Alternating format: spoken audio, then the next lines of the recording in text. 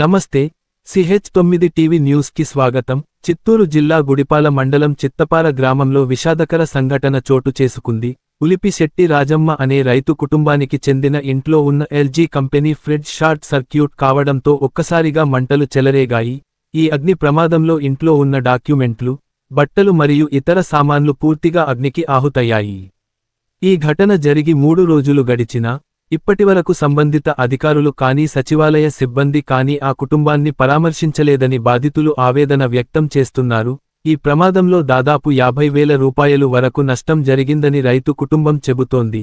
సమాచారం సచివాలయ సిబ్బందికి తెలిపినా ఇప్పటివరకు ఎవరూ స్పందించలేదని బాధిత దంపతులు ఆవేదన వ్యక్తం చేశారు. డబ్బున్న వారికి ఒకలా, పేదలకు ఒకలా వ్యవహరిస్తున్నారా అంటూ గ్రామస్తులు ప్రశ్నిస్తున్నారు. ఇలాంటి పరిస్థితుల్లో మేము ఎవరికి చెప్పాలో తెలియక ఇంట్లోనే బాధపడుతున్నామని బాధిత కుటుంబం కన్నీటి పర్యంతమైంది. ఈ విషయానికి తెలుసుకున్న CH9 టీవీ ప్రతినిధులు ఘటన స్థలాన్ని సందర్శించి గుడిపాల మండల MRO గారికి మరియు గుడిపాల SI గారికి సమాచారం అందించారు. ఈ విషయంపై స్పందించిన అధికారులు మాకు ఇప్పటివరకు ఈ సమాచారం అందలేదని తెలిపారు.